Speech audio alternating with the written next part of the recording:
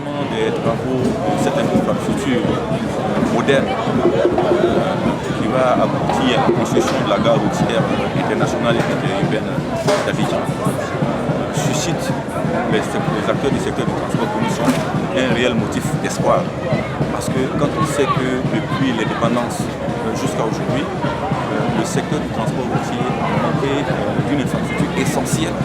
qui est donc ce terre de stationnement, d'embarquement et de débarquement de nos populations. Vous avez vu qu'au fur et à mesure que la Côte d'Ivoire bougeait, la Côte d'Ivoire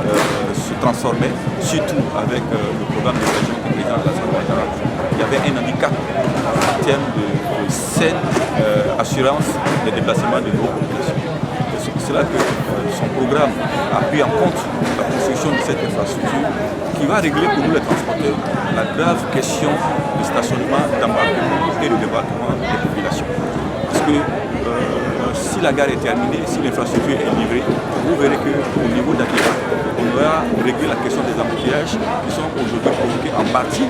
par les véhicules de transport qui embarquent et qui débarquent sur la chaussée. On aura réglé la question, si vous voulez, du non-respect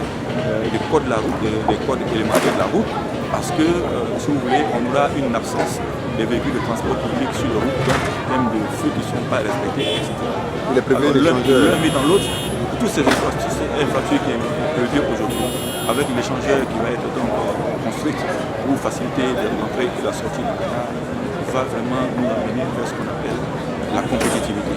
Aujourd'hui, si la Côte d'Ivoire va vers l'émergence, le secteur du transport et le socle de cette émergence-là doit atteindre la compétitivité. Et l'un des facteurs qui va donc garantir cette compétitivité, c'est bien entendu une infrastructure et cette entreprise. Nous remercions le président de la République pour sa vision, pour son plan d'action, pour son engagement, pour sa volonté politique et économique affichée de faire de la Côte d'Ivoire un pays émergent en 2020.